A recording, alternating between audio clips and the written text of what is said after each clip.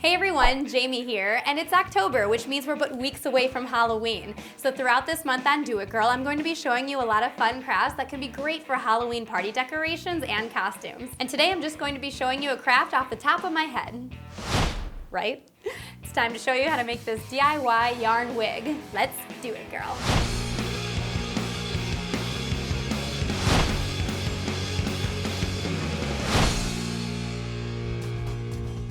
For your wig, you're going to need a big old thing of yarn that's your desired wig color. Buy as big of a ball as you can so that you know you have a ton of material to work with. I went with the multicolored yarn because I think it opens up a lot of possibilities for costumes, but feel free to just go with one solid color too. You'll also need a knitted hat that has a similar color scheme as your wig because parts of the hat might peek through the yarn as you whip your hair back and forth. Alright, that's an outdated reference, but you know what I mean. Since my yarn has a dark color scheme with a lot of black in it, I'll be going with a black hat. Finally, you're going to need scissors and a crochet hook. What? You don't have a crochet hook? Yeah, me neither. If you're like me, you can just get away with using a bent paper clip instead. All right, here we go, step one. The first step is to dive into making what I call yarn pigtails because they look like this. We'll be making several of these and then attaching them along the hat. To measure the yarn, you can literally use anything as long as it's the same length that you want your wig hair to be. You can use a binder, a book, a pillow, whatever. I'll be using this cardboard circle that I had left over from my pizza dinner last night. It was delicious. Starting with one end in the middle of your measuring guideline, wrap your ball of yarn around and around. I recommend doing at least 20 loops and then eyeballing the thickness from there. You want it to be what I call a skinny fistful. When you're finished, cut out your yarn so that your end piece is on the same side as your beginning piece. Then cut out a small piece of yarn, like a half a foot or so, and then tie a firm knot around your wrap strands. You'll want to tie this knot on the opposite side from where you cut your loose ends.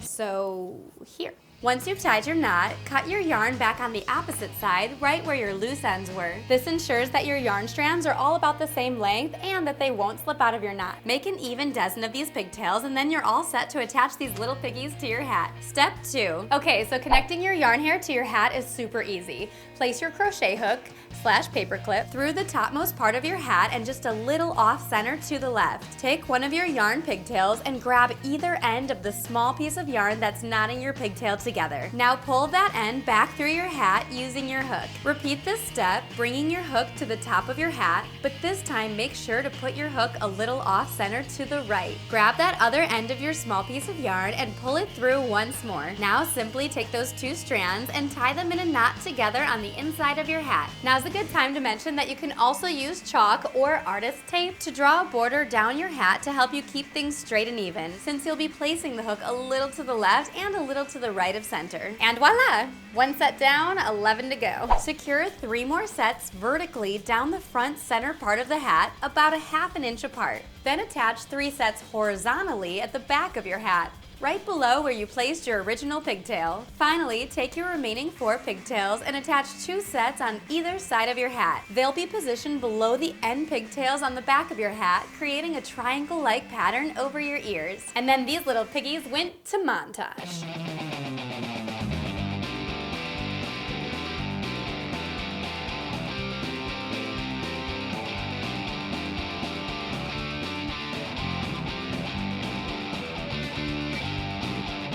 Step 4. Almost done. All that's left to do is create the bangs. Repeat step 1, but this time use a smaller yarn measurer since your bangs will be about 6 to 8 inches. I'm using this small box of nails for my measurement guide. Create at least 3 sets of bangs and then attach them right underneath your set of main pigtails at the front of your hat. Step 5. The last step is to perfect your wig by making your finishing touches. Try on your wig, measure where your bangs will fall perfectly on your forehead, and then cut them with your scissors. Add more yarn if you need to in any patchy areas, or even attach a bow or hairpin if you think it fits your character. And there we go, your own homemade wig. I love this craft because you don't have to deal with the time constraints of sewing or the messiness of gluing, and you can make your wig any length, any color, and for any reason.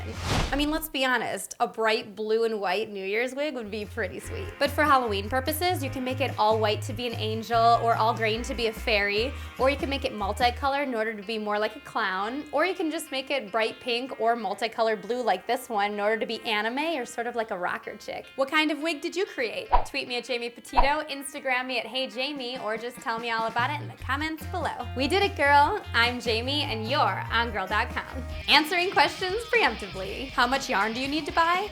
Well, I bought 2 balls of yarn that were 250 yards each and $3 each, and you can see how much I have left over.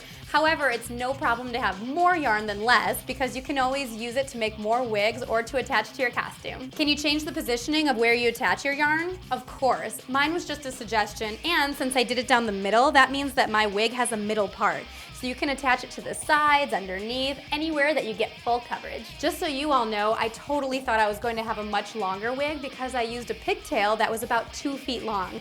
So definitely make sure your pigtails are really long, like 3 feet, if you want to have a wig that's past your shoulders. Good luck, everybody! I whip my hair back and forth, I whip my hair back and forth, I whip my Just kidding. What? You don't have a crochet hook? Ugh. No crochet hook. Whoa. Judging you.